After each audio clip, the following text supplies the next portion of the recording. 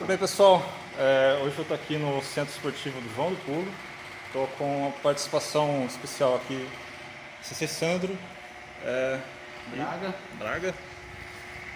Obrigado. Sensei, por favor, se apresente. Braga também pode se apresentar, por favor. Eu sou o Sensei Sandro, tá? Sou praticante de judô desde os 8 anos de idade e uma vida dedicada à competição, né, desde pequeno, e depois ao ensino do judô. Atualmente, além de trabalhar com pessoal convencional, trabalho com pessoas com deficiência também, né? E também tenho grande admiração pelo treinamento do kata dentro do judô, né, fazendo um aprimoramento técnico, dando a base, né, e suporte para os atletas crescerem tanto competitivamente ou para quem for partir para o lado da docência também. Tá, muito obrigado. Braga, por favor. Sou de Braga, sou segundo dan em judô, estou no judô desde 2011, entrei com 40 anos e também trabalho com pessoas com deficiência e sou coordenador técnico e árbitro do judô. Tá, muito bem. Sensei, por favor, imaginamos aqui que o senhor está recebendo um aluno novo que não conhece o judô e o senhor vai ensinar para esse aluno uma técnica que ele desconhece totalmente, tá? E o senhor vai mostrar para ele como que executa essa técnica, como que é feito esse ensino da técnica, como que é, solta o cara lá no randori ou tem um guia, como que é essa dinâmica dentro do judô do aprendizado, do ensino e correção também. Sim, hoje em dia a gente tem bastante atletas mais graduados, então isso facilita bastante. Então geralmente a gente pega o iniciante para fazer junto com o menos graduado. A gente faz a demonstração, né, mostra como é que a técnica, né, processo de começo dela, de eficiência, de finalização. Mas assim, de uma maneira geral, a preocupação nossa no primeiro momento no judô seria mais as quedas, né? E depois a gente passaria para os golpes. Aí quando chega na hora de fazer os golpes, né, nós vamos fazer a primeira coisa, ter conhecimento da facilidade daquele atleta, se ele é canhoto ou se ele é destro, primeira coisa, né? Porque se eu pego um destro e ensino ele para o lado direito, ele não vai usar o melhor potencial dele, que é para o lado inverso, né? Mas, de uma certa forma, a gente vai acabar treinando nos dois lados também. Então, por exemplo, eu tento trabalhar os golpes mais simples. Muita gente, a gente vê que de uma maneira meio grande, assim, no Brasil, o pessoal costuma ensinar o Sotogari para as crianças no início. E eu já discordo um pouco, porque o Sotogari é um golpe que, aparentemente, ele parece simples, mas ele é muito fácil de tomar contra-golpe. É um golpe assim, fácil de entrar e fácil de tomar contra-golpe. Um Sotogari muito bem feito, ele demora muitos anos para se caracterizar. Mas tem uma técnica que é similar com ela, que você trabalha com dois apoios, que é o Sototoshi. E eu tenho adotado muito o Sototoshi, principalmente porque trabalho com crianças com deficiência que têm dificuldade de equilíbrio. E também os novatos, né, crianças mais novas, eles vão ter dificuldade de equilíbrio. Então, eu acredito muito no Sototoshi, uma das opções, entre outras.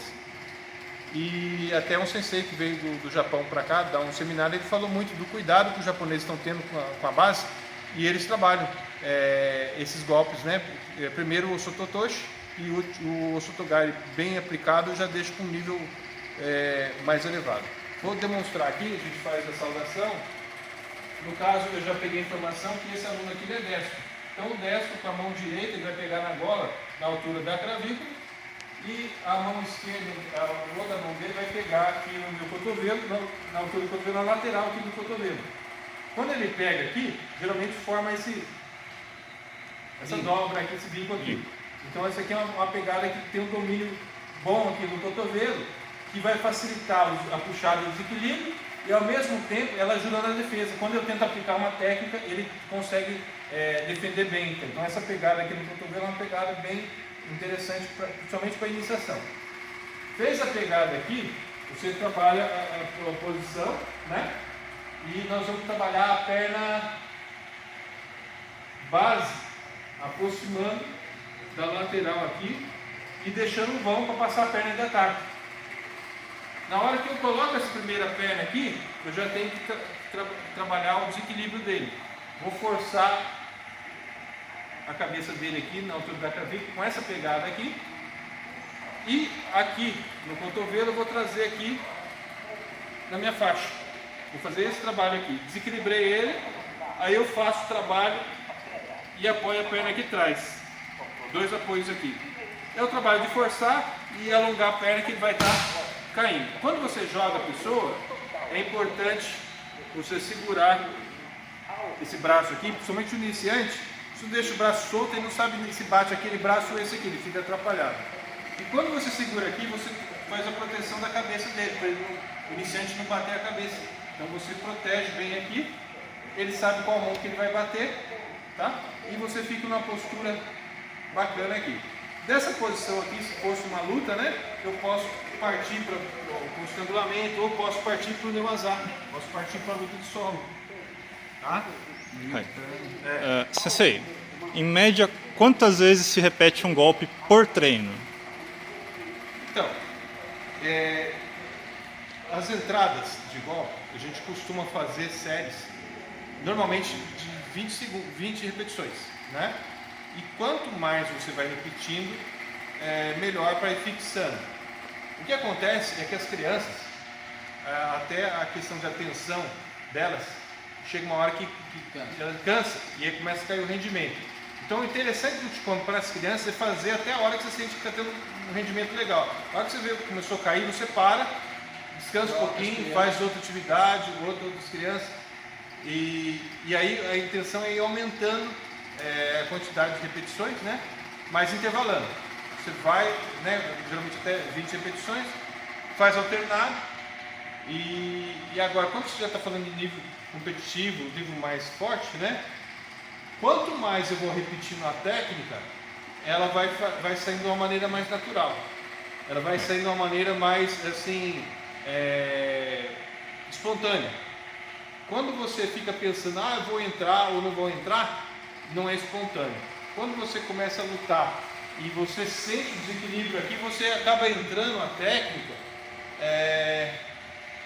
pelo que você sentiu da luta. Eu tenho um trabalho com pessoas com deficiência visual e eu falo de uma maneira geral. O judô não é uma questão de enxergar, mas de sentir. A pessoa às vezes fica lutando aqui, fica olhando para o pé, não, vou colocar o pé aqui. Quando você olha, você está telegrafando para ele, né? Você está sinalizando para ele aonde você vai atacar. Então é importante você, na hora que está lutando, você sentir a luta, né? Podia até lutar os olhos fechados, sentir para poder fazer a técnica, sentindo o movimento e não confiar tanto na visão. Aí você vai conseguir pegar a pessoa mais de surpresa. Aí, o que acontece? Quando a gente treina aquela técnica, ele todo dia treina comigo, ele começa a esquivar, e na hora que eu vou aplicar o Sotogari, ele já tira a perna, já afasta. Então o que acontece nessa hora? Nessa hora eu tenho que tirar a atenção dele do Sotogari, e de repente eu trabalho uma sequência para cá, a hora que ele desequilibrou, daí eu venho para outra técnica. Então eu começo a fazer combinações de técnica, para tirar a atenção dele daquela técnica que eu tenho de favorito, para voltar a aplicar aquela técnica. Mas mesmo assim, pode chegar uma hora que aquela técnica não funcione mais com ele, que ele já adquiriu anticorpos e não vai cair mais naquilo. Aí o que tem que acontecer? Eu vou ter que treinar outro tipo de técnica para pegar ele. Então, se não dá mais para jogar no Sotogari, aí eu vou treinar, de repente, um Taiotoshi, eu posso fazer um Uchimata, eu posso treinar outra técnica para pegar ele. Só que se você todo dia treina com ele, ele vai saber o que você está treinando também, né? Então, assim, tem alguns atletas de nível mais de seleção brasileira, alguma coisa assim, eles fazem um treinamento de entrada de golpe, de come, à parte. Tem o treino, né, com a equipe toda, treinando junto, faz o come, faz randori, faz Neumann. Termina o treino, eles fazem um treino a mais, fica um pouquinho a mais, ou marcam um outro horário, eles fazem bastante o Uchikome, né? E o interessante desse Uchikome é você cada vez mais aceitar as observações que o sensei vai fazendo, de fazer o desequilíbrio, de fazer o encaixe, E aí pode ser que todo o ensinamento do sensei, às vezes, não basta para onde você quer chegar. Então é o caso, às vezes, de repente, você buscar pessoas que são especialistas naquela técnica. Ah, tem um outro sensei de outra cidade, ou um atleta de outra cidade que é especialista naquela técnica. Então, se você tiver a oportunidade de ir lá e treinar com essa pessoa e pedir, ó, dá uma olhadinha nesse golpe que dá para melhorar, esse é o caminho, né? A gente pegar pessoas que são especialistas naquilo. E a mesma técnica, né? Por exemplo, o Ippon Sioi, né? Eu posso aplicar o Ippon Sioi Nage aqui, nele. Eu posso fazer puxando. Eu posso também fazer andando de lado. Então, andando de lado aqui, eu pego o Ippon Sioi andando de lado. Eu posso empurrar ele, aí vai ter a reação dele, a hora que ele vem eu aplico. Eu posso criar situações e ao mesmo tempo também variar a altura.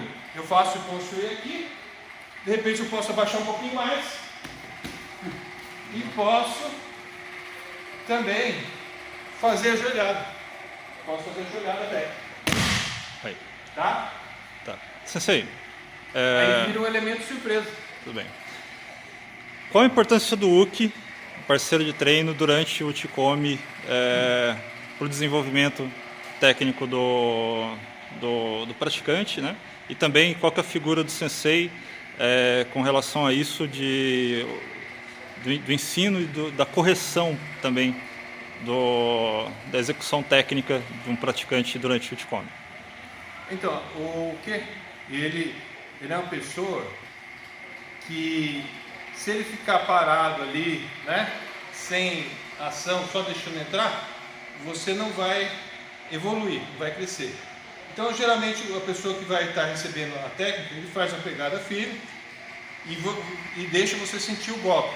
E ele pode falar, ó, tá faltando puxada aqui, baixa um pouquinho, porque ele está recebendo o golpe, ele sabe se está funcionando ou não. Então, precisa ter essa colaboração. Tanto que na hora que ele está fazendo comigo, eu estou fazendo, um vai falando, ó, puxa mais aqui, ou abaixa um pouquinho mais, está muito alto o quadril, né? É uma situação que de repente assim, ó, vamos treinar, vamos fazer um Uchikomi agora, que você vai abaixar mais o joelho, ele vai ficar mais baixadinho assim. Aí eu quero treinar, fazer essa puxada aqui. Então ele abaixa um pouquinho para eu poder fazer a técnica. Então, essa pessoa ajudando você, facilita. Agora, se eu for fazer entrada de golpe com ele, e ele fica o braço duro, por exemplo, vou entrar, o que acontece? Eu não estou exercitando a minha puxada, o meu giro de quadril, o encaixe. Quanto mais eu vou repetindo, o corpo vai fazendo naturalmente. Então, esse cara aqui, ele não pode dificultar, ele não pode ficar travando, ele não pode também se jogar sozinho. Ele tem que deixar o Tori construir a técnica. Sensei, segura. Eu vou simular aqui um Uke ruim. Então, vou praticar o Uchikomi, eu sou o Uke, ele vai praticar a técnica comigo, né?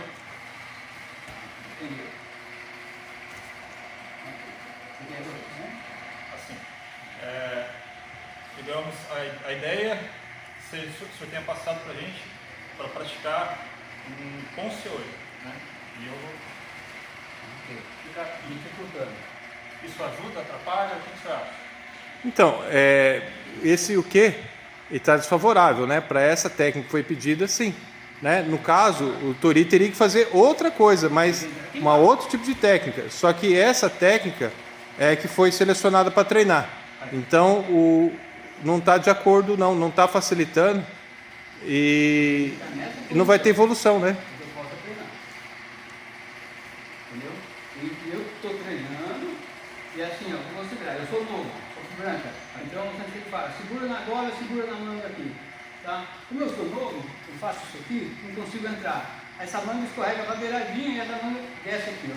Eu não consigo entrar. Quer dizer assim, sobe a mão. Entendeu? Porque aqui eu tenho que ter puxado, não tem puxado. Aqui eu tenho puxado. E essas são as correções necessárias que você tem que fazer durante a técnica. Se for aprender a minha técnica normal, a minha mão está aqui embaixo, eu tenho que a perna aberta para você. Tem que a técnica aqui em cima. Abaixei meu quadril. Uma coisa que é importante no escome, às vezes a pessoa faz aqui a pegada e ela aproxima muito, né? E faz a aplicação aqui, seja com ciolho, seja de silicone ghost, ela deixa muito próximo, né? O ideal é você não sair muito do seu eixo, tá aqui, você faz esse trabalho curtinho aqui, a segunda perna ela afunda mais que a primeira. A primeira é um curtinho, a segunda afunda um pouco mais para você puxar ele. Tem que ter esse espaço para você fazer esse desequilíbrio com ele. Agora, se você pega e aproxima muito, o que acontece? Primeiro, ó, ele já caiu, nós dois estamos caindo para trás aqui. O ideal é você já, na hora que trocou essa perna aqui, já fazer a puxada, tá? Ele está desequilibrando, eu encaixo a segunda perna, colou ele aqui, aí eu posso fazer a minha técnica. Tá? Então, a gente precisa padronizar educando. Agora você pega aqui, ó, eu faço uma coladinha aqui, aí eu faço a outra aqui, aí não tem um padrão, então eu tenho que treinar esse padrão aqui, fazer essa puxada com ele aqui, fazer o encaixe e fazer a técnica. Tá bom? Obrigado, viu?